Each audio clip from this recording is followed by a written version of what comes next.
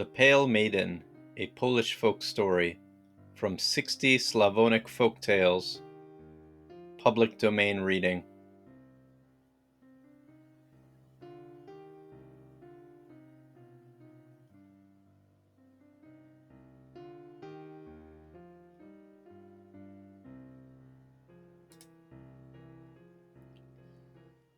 The Pale Maiden. A peasant farmer in reduced circumstances had a beautiful daughter, whom an old knight, the proprietor of the village, wanted to marry, and that even by compulsion.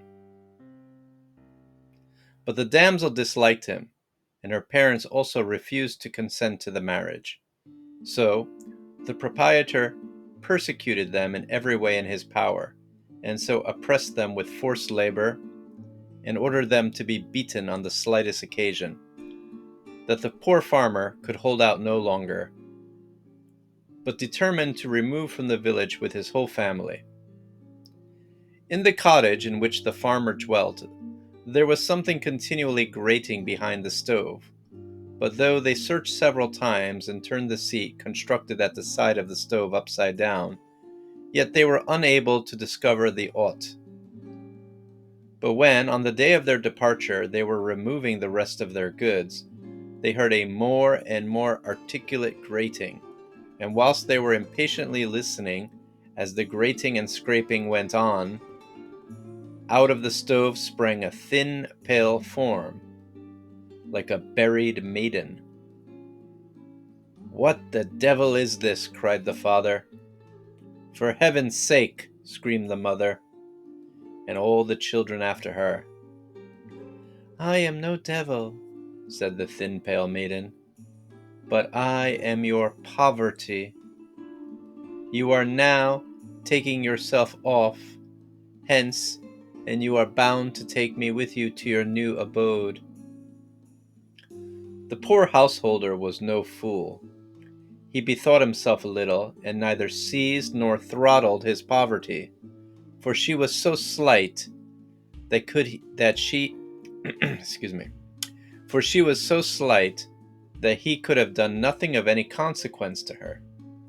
But he made the lowest possible reverence to her and said, "Well, your gracious ladyship, if you are so well satisfied amongst us, then come with us.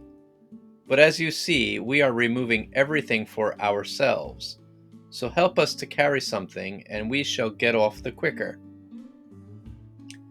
Poverty agreed to this, and wanted to take a couple of small vessels out of the house.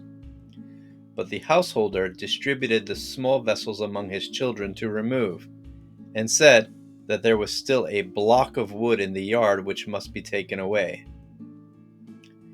Going out into the yard, he made a cut in the block from above with his axe. He then called Poverty and politely requested her to help him remove the block. Poverty did not see on which side to lift the block, till, when the farmer pointed out the cleft to her, she put up her long thin fingers in the chink. The farmer, pretending to lift the block on the other side, suddenly pulled his axe out of the cleft, and Poverty's long thin fingers remained squeezed in the block, so that, being utterly unable to pull them out, she shrieked in what pain she was in. But it was all in vain. The farmer removed all his goods as well as his children, quitted the cottage completely, and returned to the place no more. When the farmer settled in another village, things went with him so prosperously there that he was the richest man in the whole village. He married his daughter to a respectable and wealthy farmer's son, 20 years old, and the whole family prospered.